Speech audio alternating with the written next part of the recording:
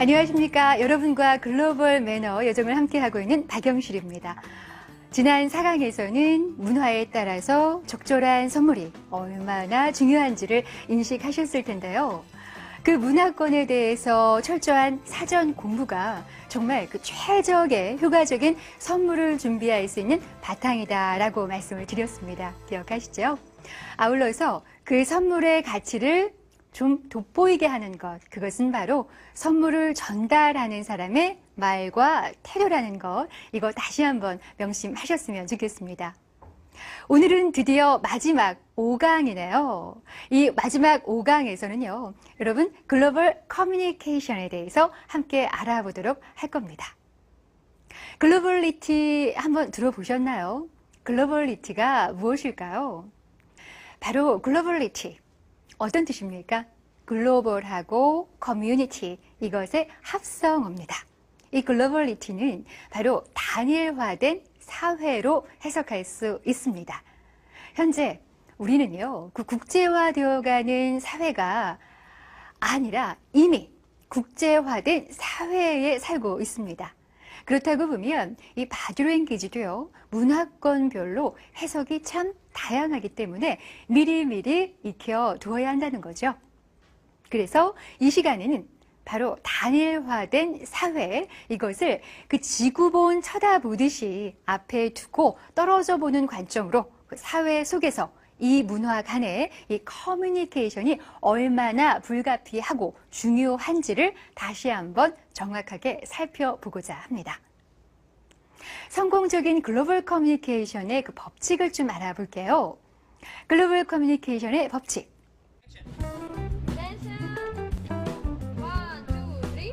One, two, three. One, two, three.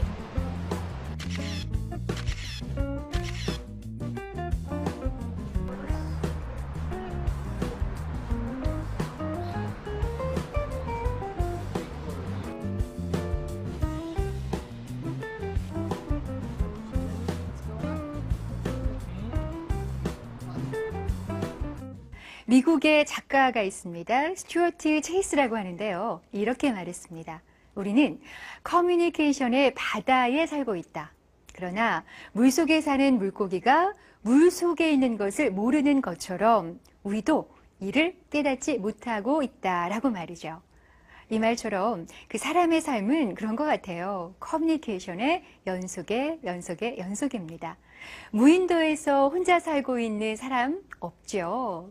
그렇지 않다면 누구나 타인과 수시로 커뮤니케이션을 통해서 상호작용하면서 살아가기 마련입니다. 다시 말해서 커뮤니케이션은요, 사람이 세상을 살아가는 데 있어서 필수 불가결한 요소라는 겁니다. 경영의 대가 바로 피터 드러커인데요. 이렇게 얘기했습니다. 기업에서 발생하는 문제의 60% 정도는 잘못된 커뮤니케이션에서 비롯됐다라고 말이죠. 사람들이 커뮤니케이션에 있어서 보다 많은 주의를 기울여야 한다라고 강조를 했는데요. 물론 커뮤니케이션의 중요성을 모르는 사람은 없죠. 그러나 커뮤니케이션을 잘한다는 것이 정말 그렇게 녹록한 일은 아닙니다. 쉬운 일이 결코 아니죠. 제 역할을 수행하기 위해서는요, 그래도 자신의 뜻을 주변 사람들에게 제대로 전달할 수 있어야 합니다. 그래서 커뮤니케이션 역량이 매우 중요한데요. 영국 총리 대처는요, 이렇게 생각을 했습니다. 커뮤니케이션을 훈련을 정말 헛되게 받아야 한다. 그래야 내가 말을 잘할 수 있다라고요. 날카롭다는 인상을 많이 들었는데요. 그런 얘기를 들으면서 그러한 이미지를 조금 피하기 위해서 목소리 음조를 낮추고요. 말에 권위를 싣기 위해서 일부러 천천히 말하기도 했습니다. 또한 감정적으로 말한다는 그런 비판이 있었는데 그것을 피하기 위해서 억양, 높낮이를 좀 좁히고요. 신중한 단어를 골라 쓰도록 훈련을 계속했습니다. 커뮤니케이션을 제대로 잘하는 사람이 되기 위해서 알아두어야 할 포인트, 이 강에서 한번 다뤄볼게요. 우선 첫 번째입니다. 단순 명료하게 전달하라. 커뮤니케이션을 잘하는 사람이라고 할 때요. 흔히 우리는 청산유수와 같은 말 솜씨를 자랑하는 달변가 먼저 떠오르지 않나요? 그런데요. 이 달변가형이 그렇지 못한 사람에 비해서 커뮤니케이션을 잘할 가능성은 생각보다 그렇게 높지 않습니다. 한 가지 명심해야 할 점이 있는데요. 말만 번지르르한 달변가와 진짜 달변가는 구분이 되어야 한다는 겁니다. 알맹이는 별로 없이 군더더기만 많다거나 했던 말을 자꾸 하고 반복하는 그런 달변가는요. 아무리 말을 잘해도 효과적인 커뮤니케이션을 잘한다고 볼 수는 없으니까요. 커뮤니케이션의 목적은요. 자신의 생각을 상대방이 잘 이해하도록 정말 제대로 전달하는 겁니다. 그리고 상대의 생각과 행동을요, 자신이 원하는 방향으로 끌고 가는 거죠. 이해와 설득이라는 커뮤니케이션의 그 기본 목적에서 보면은요, 그렇게 본다면 말을 너무 많이 하는 것은 오히려 기대하는 효과를 얻는데 장애가 될 수도 있습니다. 오히려 핵심을 건드리는 그 짧은 한두 마디의 압축된 메시지가 더 효과적인 경우가 있거든요. 캐나다 몬트리올 대학의 엘라인 고슬링 교수가 있습니다. 이렇게 얘기를 했어요. 커뮤니케이션에 정말 많은 욕심을 가진 리더들은 한 번에 커뮤니케이션에서 너무 많은 정보를 담으려고 욕심을 부린다. 그런데 지나치게 자주 커뮤니케이션을 하면 오히려 좋지 않다라고 얘기를 했습니다. 이럴 경우에요. 사람들은 상대로부터 받는 정보의 양에 우선 질려버리는 거죠. 그러면서 스트레스 받습니다. 심한 경우에는요. 스트레스 받으니까 피하고 싶지요. 그래서 의도적으로 상대와의 커뮤니케이션 기회를 피하거나 아니면 상대의 말에 귀를 기울이지 않는 겁니다. 그래서 한 귀로 듣고 한 귀로 훅 흘려버리는 그런 행동을 보이기도 한다는 거죠. 그것이 바로 고슬링 교수의 지적입니다. 이것은 비단 국내에서만 해당되는 것은 아닌 것 같아요. 글로벌 커뮤니케이션에도 곧바로 해당이 됩니다. 그렇기 때문에 커뮤니케이션을 잘하는 사람은요, 자신의 생각을 압축합니다. 그리고 핵심적인 내용만 간결하게 전달합니다. 그러려고 꾸준히 노력한다는 거죠. 대표적인 예가 바로 지휘의 잭 웰치입니다. 잭 웰치는요, 임직원 대상 강의를 많이 했는데 그때 그 지휘를 이끌어 나갈 차세대 리더와의 대화도 상당히 많이 즐긴 것으로 유명하죠. 이 잭 웰치의 강점이 있습니다. 말을 잘하는 달변에 있다기보다는요. 항상 간결하면서도 핵심적인 메시지를 담은 강력한 한마디로 정말 제대로 전달하는 그러한 부분인데요. 잭 웰치가 최고 경영자의 위치에 있던 그 20여 년 정도요. 짧은 기간 아닙니다. 그동안 크게 세 가지의 핵심 메시지를 던졌습니다. 재임 초기에 이렇게 얘기했죠. 1등이나 2등이 아니면 하지 말라. 그리고 중반에 접어들어서는 식스 시그마와 워크 아웃. 그리고 마지막으로 다른 사람이 우리 사업을 파괴하기 전에 우리가 먼저 파괴하자가 바로 그것입니다. 이렇게 보면 단순하잖아요. 명료하죠. 이러한 것들이 잭 웰치가 거대한 조직을 한 방향으로 일관되게 끌고 갈 수 있도록 한 힘이 아닌가 싶습니다. 이 두 번째는 몸짓 언어인데요. 정말 이 바디랭귀지는 중요합니다.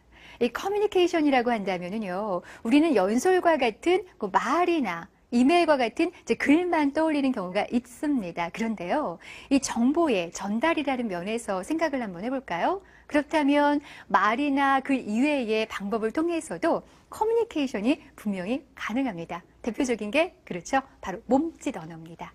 바디랭귀지죠. 이 예를 한번 들어보겠습니다.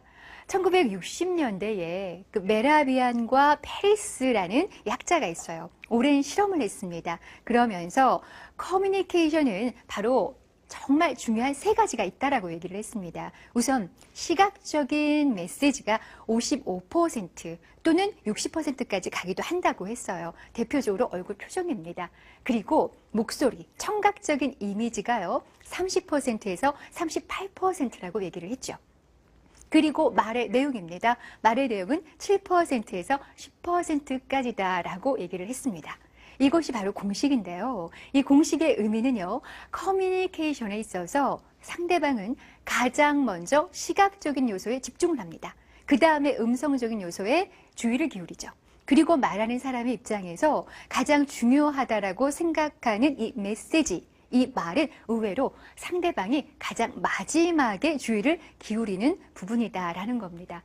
그래서 실제로도 사람들은 상대방과의 표정과 몸짓 속에서 표면적으로 말한 내용 이상의 의미를 발견하곤 합니다. 예를 들어서 상대방의 그 말이 그 진심을 담은 말인지 거짓된 말은 아닌지 얼마나 심각한 상황인지 이러한 것 등 그 말 자체보다는요, 말과 함께 전달된 그 표정과 행동을 통해서 더 잘 파악되기 때문입니다.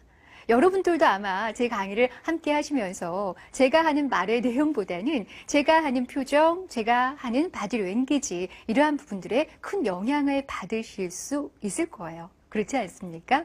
이 커뮤니케이션 전문가들이 말 이외의 것들에 대해서 정말 더 그 신경을 쓰는 것이 중요하다라고 조언을 했는데 이유가 바로 여기에 있는 것이죠.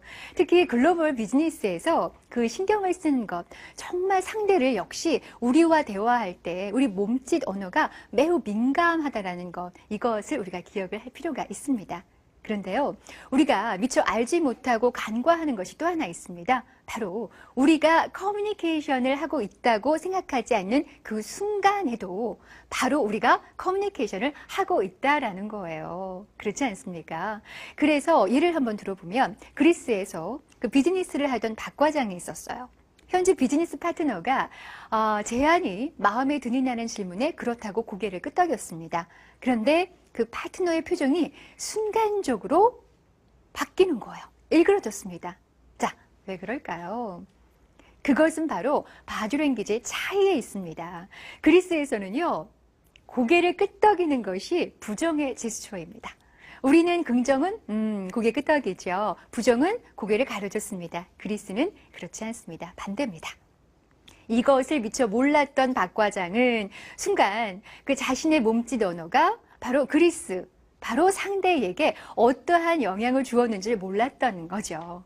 문화가 이렇게 같은 사람들끼리도 몸짓 언어에 따라서, 의미에 따라서 정말 다르게 해석하게 하는 힘이 있다는 겁니다. 메시지가 상당히 크죠. 그래서 글로벌 바디 랭귀지를 보면은요, 고개 끄덕임은 그렇다, 긍정의 의미, 세계 공통인데 예외 있다고 말씀드렸죠. 그리스, 그리고 또 한 곳이 있습니다. 바로 불가리아입니다. 고개를 옆으로 흔드는 것, 부정의 의미, 자, 세계 공통, 그런데 예외, 그리스, 불가리아, 마찬가지죠. 웃는 것은 어떨까요? 위협의 제스처였었습니다. 예전에는요. 하지만 지금은 아니죠. 기쁨을 보이기 위한 제스처입니다. 어깨 움찔거리는 거요. 그 상대의 말이 이해가 안 될 때 이렇게 하는 거 여러분들도 가끔 하시죠. 그리고 또 이런 제스처 있습니다. 이거요. 오케이 하는 제스처. 이거는 어떤 의미일까요? All correct입니다.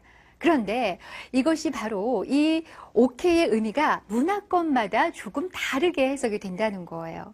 이거는 원래 그 선거 공약 머리 글자로 처음 사용했던 그 19세기 미국 대통령의 그 출생지, 바로 그것을 따서 오케이를 이렇게 줄인 건데요. 그렇게 유래가 된 곳이 있고, 또 어떤 곳은 오케이가요, 오자, 오케이의 오자를 알파벳 오자를 나타내기도 하는데 프랑스에서는 좀 다릅니다. 아무것도 없는 제로를 의미합니다. 그럼 일본에서는 어떨까요? 오카네, 바로 돈을 의미합니다. 그리고 지중해 연안 국가 같은 경우는 주의하셔야 해요. 동성 연애자를 뜻합니다. 우리나라에서는 어떻게 쓰이나요? 그때그때 달라요. 오케이로 쓰일 때도 있고 돈으로 쓰일 때도 있고 정말 다양하게 우리는 정말 그거를 그때마다 알아서 잘 해석을 또 하지요. 눈치가 빠른 민족인 것 같습니다. 자, 그럼 이건 어떨까요? 엄지를 드는 제스처예요. 영국이나 호주나 뉴질랜드 같은 경우는요, 히치하이킹입니다. 히치하이킹. 그런데 그리스에서는요, 상당한 유기입니다. 예를 들면 저리 꺼져 라는 의미일 수 있습니다. 그리고 미국이나 영국 같은 경우요. 집게 손가락으로 그 하나를 세잖아요. 보통은 어떻게 하냐면 우리가 엄지 이거를 하는 거는 이 미국이나 영국 같은 경우는요. 다섯을 의미를 할 수 있다라는 거. 참 다르지요, 우리하고. 이탈리아 엄지손가락이 하나를 의미하기도 합니다. 문화권별로 이렇게 다른데 사진 찍을 때 여러분 어떤 제스처 하세요? 이거 많이 하시죠? 이게 제 단골입니다. 저도 이거 많이 하는데 이 사인은요. 정말 문화권마다 또 다릅니다. 호주, 뉴질랜드, 영국 같은 경우는요. 이거 승리입니다. 그래서 영국의 전 처칠 수상 정말 이거 사진 찍을 때마다 많이 활용을 했는데요.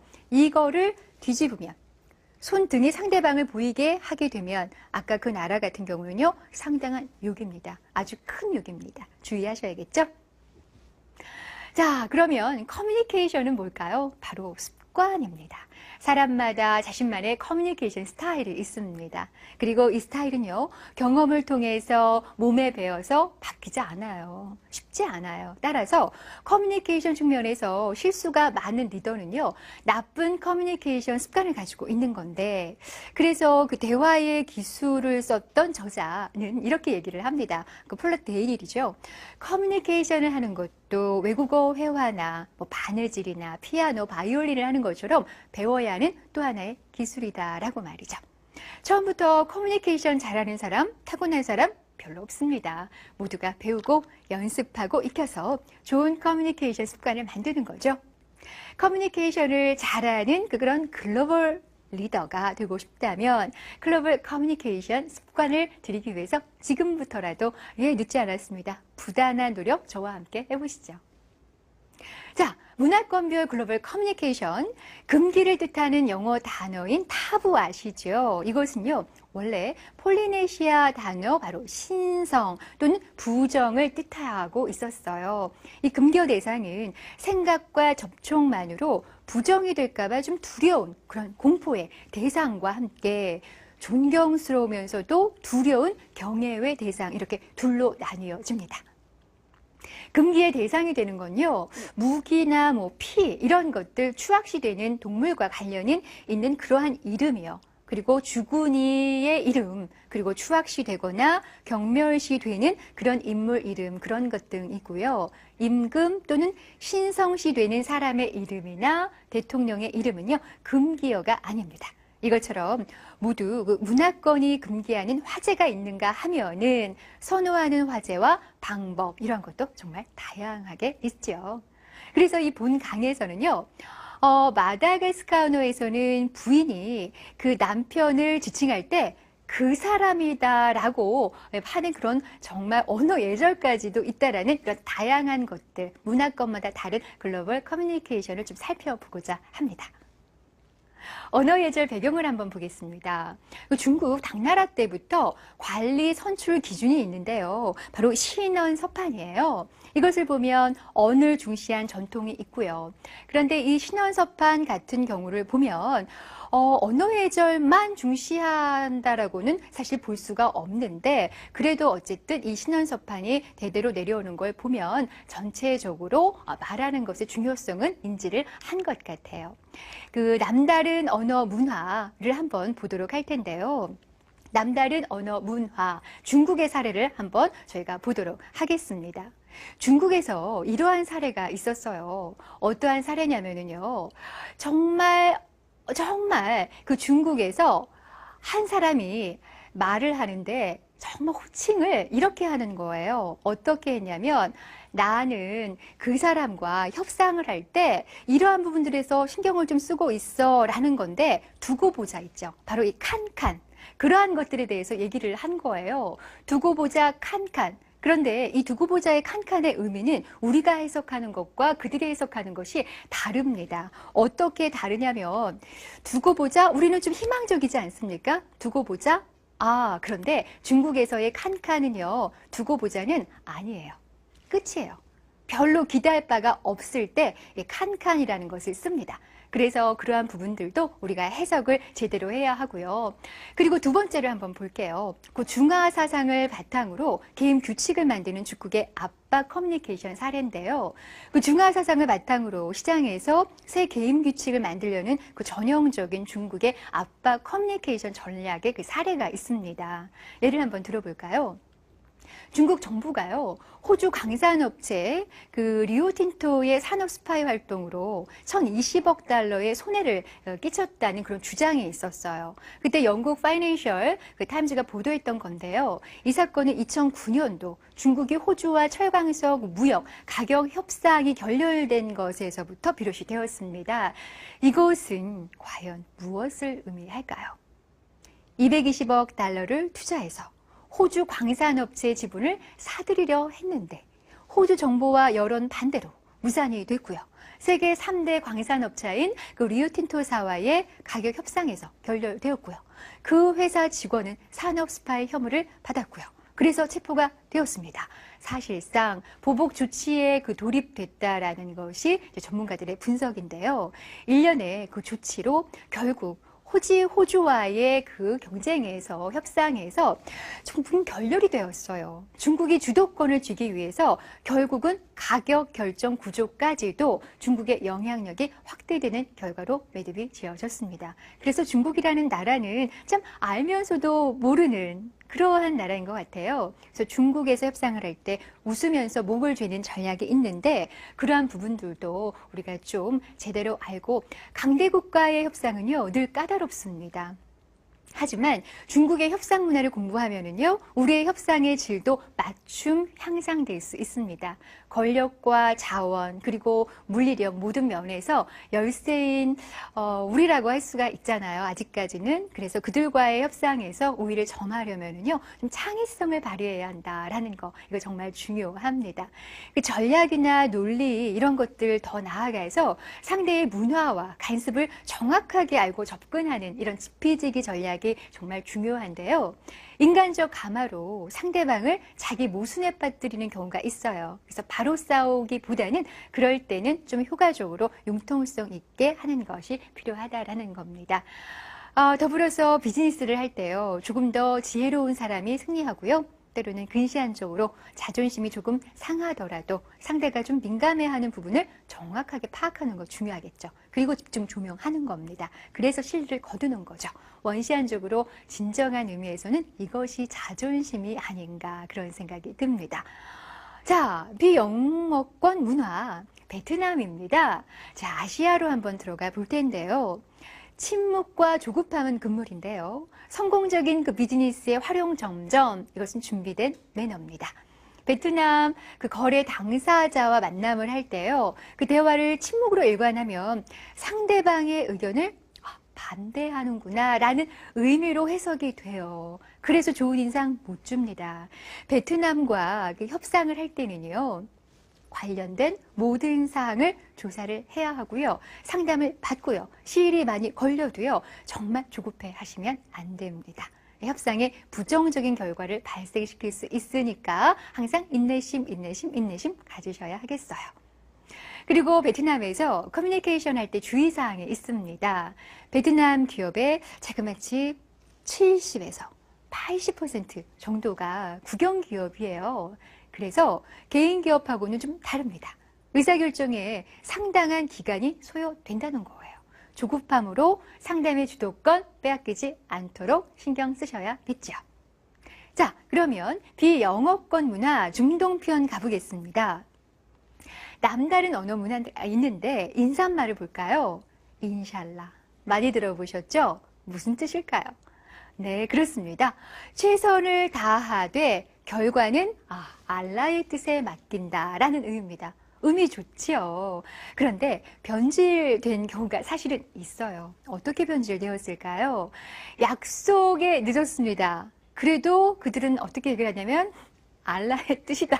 내가 늦은 것은 알라의 뜻이다. 라고 핑계를 대는 경우에도 알라를 얘기하는 경우가 종종 있습니다. 그거를 우리가 미리 알고 접근을 해야 한다는 거죠. 자, 부크라라는 말이 있습니다. 이것은요, 원래 내일이라는 뜻인데요. 가능하면 빨리 하겠다라는 의미로 변질되어 사용되어지기도 합니다. 그럼 그 말리쉬라는 말이 있는데요. 이거는 뭘까요? 그렇습니다. 괜찮다는 의미입니다. 이해해달라는 그러한 의미로 변질되어서 사용되어지기도 합니다. 중동에서 커뮤니케이션 할 때요. 기억할 사항이 있습니다. 이스라엘과 관련된 사항은 그렇죠. 언급하지 않습니다. 이스라엘을 찬양하는 행동은 피하는 게 좋고요. 이스라엘과 교역을 했다거나 그 원료를 사용해서 만들 물건이라고 하면 통관이 안 돼요. 불허됩니다. 아시죠? 이슬람에서 금요일은 어때요? 우리나라의 일요일과 같은 개념입니다. 그래서 회사 방문은 그때는 피하셔야겠죠. 2006년 9월 1일부터였을 겁니다. 그때부터 공공 휴일이 목, 금에서 금, 토로 변경되었죠. 그런데 민간 부분은 둘 중에 선택할 수 있기 때문에 사전에 반드시 확인하셔야 합니다. 영어 문화권, 미국과 영국이 있는데요. 자, 호칭부터 한번 볼까요? 에티켓에서 보면 호칭 까다롭습니다. 참 어렵습니다. 쉽지 않습니다. 우리말만큼 호칭어 정말 다양한데요. 우리나라 사람만큼 호칭에 대해서 신경 쓰고 예를 갖추는 국민도 사실 좀 드물 것 같아요. 그 앞서서 에티켓의 본질은요. 상대를 존중하는 거죠. 편안한 인간관계를 유지하는 것에 있다고 제가 말씀을 드렸죠. 상황에 따라서 가려서 해야 합니다. 일반적인 호칭에 관한 에티켓이 있는데요. 친구, 동료, 대등한 위치에 있는 사람이라면 자연스럽게 이름을 부릅니다.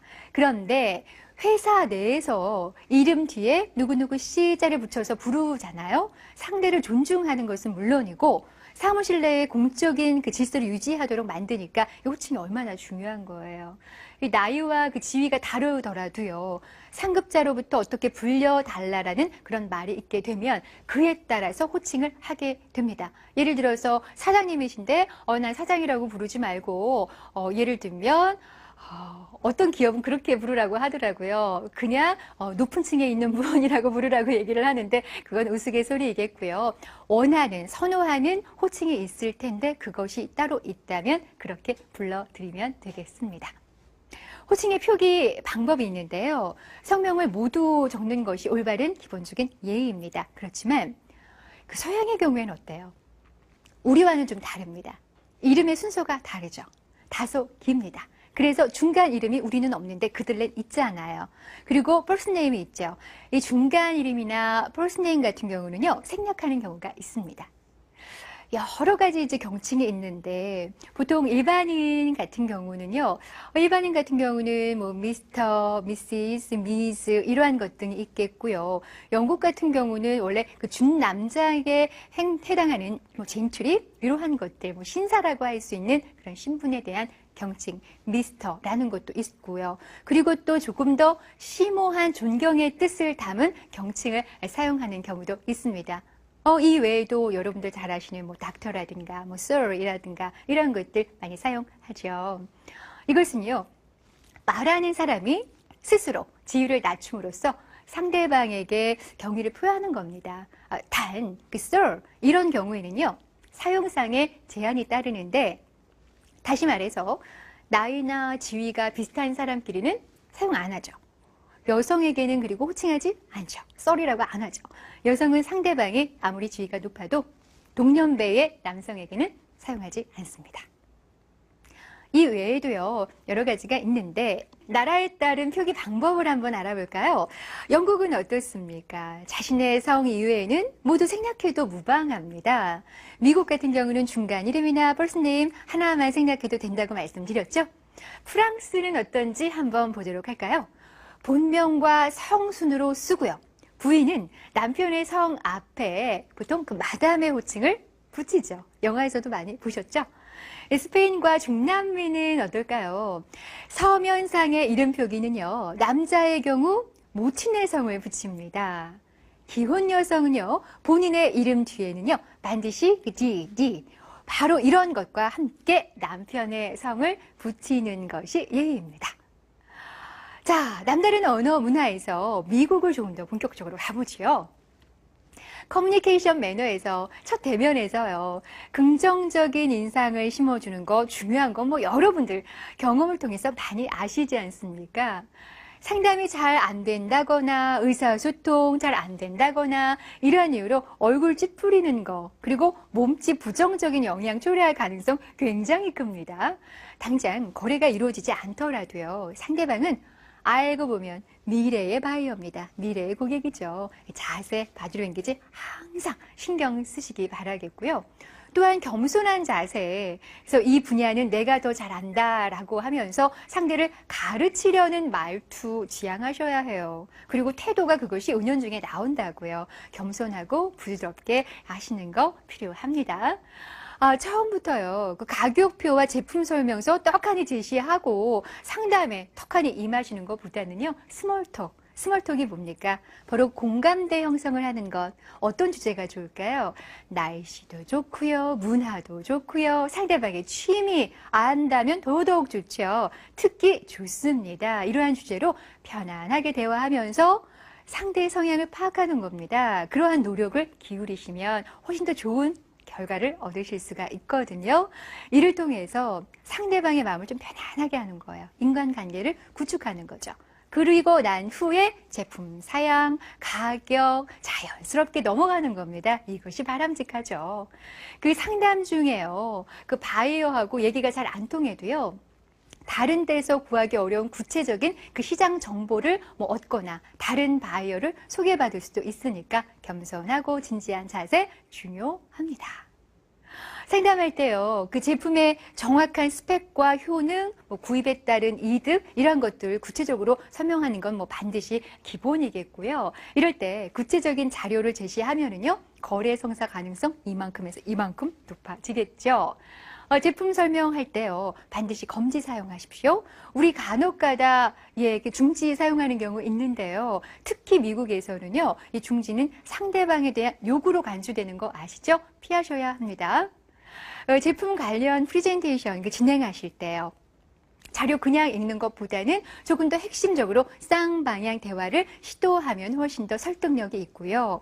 상담하실 때 그 한국어로 얘기하면서 한국 사람들끼리 그들이 이해하지 못하는 한국어로 웃거나 화를 내면 상대방 어때요? 입장을 바꿔놓고 생각하셔도 오해할 수 있죠. 이거 혹시 내 욕하는 거 아니야? 이렇게 생각할 수 있잖아요. 지양하셔야 합니다. 그 상담 후에는요. 느긋한 자세. 아까 말씀드렸죠. 인내. 바이어가 관심이 있으면 자신의 업무 계획에 맞춰서 세부 사항을 충분히 검토한 후에 연락을 취합니다. 특히 미국의 관행이 그래요. 그러니까 기다리셔야 하고요. 상담 후에 그 즉시 통보를 받지 못하더라도 여유 있게 하시는 거 필요하고요. 호칭하실 때 흑인을 일컬어서 우리 흔히 하는 그러한 표현들 하지 않으셔야 하고요. 바이어와 얘기할 때 계속 지난 시간에도 제가 말씀을 드렸는데요. 직접적인 표현보다는 좀 은근한 could you please, thank you so much 이러한 것들을 좀 많이 해서 감성을 좀 풍부하게 말랑말랑하게 하는 것이 좋습니다. 자, 그래서 이 명찰에 대한 거 잘 관심 있게 보다가 명찰에서 호칭이 있고 이름이 있으면 그것을 몇 번 딱 불러주면 상대방이 너한테 관심이 있구나라고 생각을 해서 훨씬 더 마음의 문을 빨리 열겠죠. 유럽 보겠습니다. 영국인데요. 인사 보통 일반적으로 hello, 그렇죠? 보통 많이 합니다. 뭐 good morning, good afternoon, 뭐 good night 해서 쭉쭉쭉 영어 인사를 하면 되고요. 간단히 안부를 물어보는 것으로 족한데 하지만 영국은요. 호칭에 대해서 굉장히 민감해요.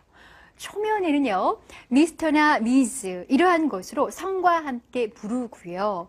유대감이 형성된 다음에 상대방의 이름을 불러도 된다라고 허락하면 그리고 또는 허락하기 이전에 나 그냥 please call me 뭐 Audrey 이런 식으로 어떻게 불러줘 라고 얘기를 하면 그때 그렇게 불러주는 것이 좋습니다. 성과 이름 모두 모르거나 또 이렇게 들었는데 잊어버리는 경우 있지 않습니까? 그럴 때는 그냥 sir, ma'am 등으로 부르는 것이 좋습니다. 자, 그러면 화법을 한번 볼까요? 영국인들은요, 대체로 아까도 말씀을 드렸지만 스몰톡 좋아합니다. 그러니까 그들이 관심 있어 하는 뭐 축구랄지 이러한 뉴스로 분위기를 조금 풀어본 다음에 친구가 아니라면 사적인 질문은 하지 않습니다. 본론으로 들어가면 서로의 입장이 정확히 논리적으로 이해돼야 하고요. 그래서 애매모호한 표현 하지 마시고 정확하게 요점을 얘기를 하시되 정말 사적인 것들, 그러한 것들은 그 범위를 벗어나지 않도록 하셔야 한다는 거 명심하시기 바라겠고요. 영국인들은 상당히 꼼꼼해요. 절차를 중요시합니다. 그래서 빨리빨리 식으로 접근하면 낭패보기 쉽습니다. 신뢰를 중시한다는 거. 그래서 첫난밤부터 거래 성사할 때까지 오랜 시간이 걸려도 좀 인내심을 갖고요. 구매 결정을 좀 천천히 하더라도 재촉하지 않으셔야 합니다. 아시겠죠? 어떤 경우에도 처음 소개하는 자리에서 그 즉석 구매 결정을 기대하지 않는 것.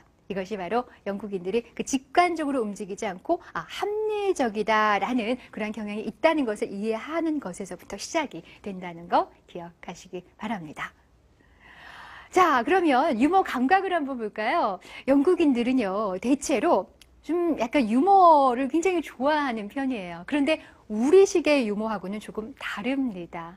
유머의 핵심이 영국에서는 좀 냉소, 풍자, 약간 빈정거림 이런 식의 유머예요. 그래서 유머뿐 아니라 일반적인 대화에서도 냉소적인 표현을 좀 많이 하는 편인데 그래서 그것을 좀 이해하려고 여러분들께서 마음의 준비를 미리 하는 것이 필요합니다. 일례로 얼마 전 그 국제적인 모터 스포츠 행사를 위해서 한국인이 방문을 했어요. 근데 영국의 공영 방송사 취재단이 그 열악한 그 시설하고 대접에 대해서 불만의 표시로 뭐라고 얘기를 하냐면 great라고 얘기를 했습니다. great. 근데 그 표현이 한국 언론이 어떻게 얘기를 하냐면 그 사람들은 이 great를 약간 비꼬면서 얘기를 한 거예요. 정말 좋지 않다를 그냥 오히려 지금 반어법으로 표현한 건데 우리는 어떻게 신문에 딱 대문짝만 하게 났냐면 영국인들 한국에 감동하다. 감탄사 연발하다. 뭐 그레이트로 보도를 하는 웃지 못할 해프닝이 있었는데요. 영국을 방문하는 그 한국 비즈니스맨들도요. 그 영국인의 그런 스타일, 약간 그런 반어법을 상당히 좀 많이 쓰는 편이거든요. 그러한 것들을 미리 이해를 좀 하실 필요가 있습니다. 물론 다 모든 영국인이 다 그런 건 아니고요. 네. 자, 개인주의. 영국인들은요. 일반적으로 섬나라 기질이 있습니다. 이러한 민족성이 사실 있거든요. 그래서 이중적인 것으로 이제 비춰지는 영국인들의 특성이 있는데 자기 방어적 기질이 상당히 강하다고 하잖아요. 그러한 것들 미리 좀 여러분들께서 알아놓으셔야 합니다. 주의사항이 있습니다. 영국에서는요, 단체보다는 그 개인의 권익이 더 중요하다라는 거예요. 그래서 이들은 될 수 있으면 자신의 속내를 좀 드러내지 않고 자기만의 공간을 조금 유지를 하려고 하는 거 있다라는 거 기억하셨으면 좋겠습니다. 자, 그러면 이 강한 문화적 자존심, 영국인들은요, 어떻게 한때 해가 지지 않는 대영 제국이다라고 얘기를 많이 했잖아요. 그렇게 세계를 경영했고 산업혁명 그리고 민주주의, 자본주의 등 참 그 현대 문명의 근간의 종주국이라는 자부심을 굉장히 크게 갖고 있거든요. 그러니까 이러한 것들에 대해서 좀 자존심을 비즈니스 할 때는 조금 이렇게 올려주는 것, 이러한 것들도 필요하겠습니다. 그리고 그들은 미국인과 동일시되는 것을 굉장히 싫어하는 거 아시죠? 그래서 영국의 언어, 문화를 이해하지 못하면 차라리 그냥 모르겠다라고 하면서 물어보는 것이 이 미국의 문화를 기준으로 해서 아는 척하는 것보다는 100배, 1000배 낫습니다. 아시겠죠? 자, 그리고 영국인은 약속 시간 상당히 잘 지키는 편입니다. 칼같이 지킨다는 독일인만큼은 사실 아니에요. 그래도 굉장히 약속 시간을 잘 지키기 때문에 약속 시간에 늦었을 때는요, 이해를 요구를 합니다. 그래서 교통체증이나 이러한 사정으로 시간을 지킬 수 없는 경우가 이제 사실 영국 같은 경우는 조금 더 많이 빈번해지거든요. 그럴 때 어쩔 수 없이 늦는 것은 이해하지만 그럴 경우에는 사전에 그 통보를 해주시거나 그 당시에 곧바로 통보를 해주시고 핑계를 위한 핑계를 대지 않는 것이 오히려 좋습니다. 자, 영국인들은요, 또한 그 형식 규칙과 절차를 매우 중요시해요. 그래서 약속을 잡을 때도 처음이라면 좀 간략한 이메일이나 전화 한 통으로 약속이 잡히기를 기대하지 마시고 좀 공식적인 서한 전달을 통해서 정중하게 하는 것이 필요합니다. 자, 보면은요, 한국인이 영국을 방문해서 그 상대 기업과 첫 미팅을 가진 자리에서 아무런 건설적인 내용이 없고 만나기 위해 만나는 미팅으로 만들어버린 적이 있었는데 거기서 끝나지 않고 사전에 합의하지도 않았는데 그 MOU, 양해각서잖아요. 그것을 들고 와서 그 즉석 서명식을 하자, 그리고 기념사진을 하자, 찍자라고 제안했다가 큰 망신을 당한 적이 있습니다. 그러니까 이러한 성급함은 보이지 않는 것이 중요해요.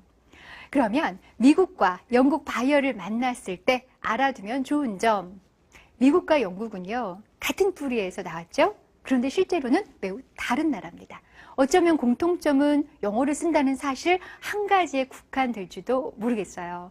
기후나 풍토, 초안현실이 모두 다 달라요. 그러다 보니까 사람들의 사고방식도 다르죠. 행동 방식도 다르죠. 미묘한 차이가 있어요.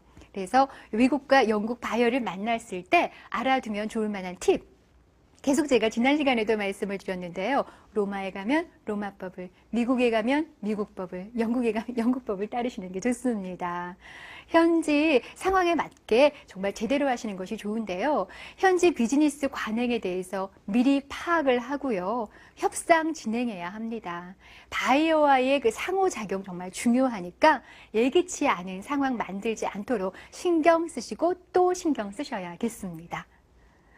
자, 글로벌 커뮤니케이션의 그 달인이 되는 3H 정리해 볼까요? 뭐가 있을까요? 3H. 첫 번째는요, 헤드입니다. 글로벌 시리즌이 되기 위해서 바로 헤드, 머리죠. 머리를 갖춘다는 것은요, 가장 기본적으로 의사소통을 원활케 해주는 언어에 달려 있습니다. 영어는요, 이제 외국어가 아닙니다. 세계 공통어가 되었고요. 2개 정도의 어학 능력을 구사하는 그런 사람들이 주변에 정말 많아지고 있죠. 그런 사람을 만날 때마다 좀 자괴감에 빠지는 경우도 있고 나도 좀 열심히 해야겠다라는 동기부여가 될 수도 있지요. 인터넷 활용을 잘하는 그 디지털 환경에도 익숙해져야 하고요. 또한 이것을 바탕으로 해서요. 나만의 전문 분야가 있어야 한다는 건 여러분들 누구보다 잘 알고 계실 겁니다. 자, 그러면 이 두 번째, 제가 3H라고 말씀을 드렸잖아요. 두 번째는 하트입니다. 바로 마음인데요. 가장 보편적인 세계관을 가져야 한다는 점입니다. 한국과 베트남은 그 세계적으로 자존심이 센 그 단일 민족으로 인식되어져 있는데 세계화의 격리 요소가 사실 많다고도 볼 수 있어요. 반면에 유럽에서도요. 독일은 인종차별과 외국인 배척이 좀 심한 나라다라고 알려져 있기도 합니다. 예전에는 인종차별 금지 캠페인 포스터를 심심치 않게 볼 수도 있었으니까요. 그런데 점점 그렇게 되지 않고 변화가 급속도로 빨라지고 있거든요. 민족주의라는 게 그리스, 로마 숫자는 로마, 오렌지는 스페인을 떠올리는 분도 있고, 나물은 중국을 떠올리는 분들도 있고, 청바지 하면 어디 떠올리세요? 보통 미국 떠올리는 분들 많으실 텐데, 그럼에도 불구하고 사람들은 외국인을 차별합니다라는 그러한 내용의 포스터가 있었어요. 자, 그래서 우리가 지금 3H를 알아보고 있는데요. 헤드, 하트, 그리고 핸드, 바로 이 손이지요. 행동입니다. 행동이 무엇보다도 중요하다라는 겁니다. 바로 이 글로벌 커뮤니케이션 매너, 바로 이 손으로 입을 통해서 여러분들께서 제대로 하시는 것이 중요하다. 3H 기억 꼭 하셨으면 좋겠습니다. 결국이요, 글로벌 커뮤니케이션의 달인이 되고 싶으십니까? 그렇다면 이 골든 룰을 기억하시기 바라요. 다른 사람이 나에게 해주길 바라는 것처럼 다른 사람에게 그대로 해줘라입니다. 이 상으로 여러분과 함께한 이 글로벌 매너의 여정은 마칠 시간이 되었네요. 1강부터 5강까지 함께 해봤는데 본 과정으로 인해서 여러분이 세계 속으로 쭉쭉 뻗어가는 그런 글로벌 리더로 거듭나시는데 조금이라도 도움이 되었기를 바랍니다. 여러분 고맙습니다.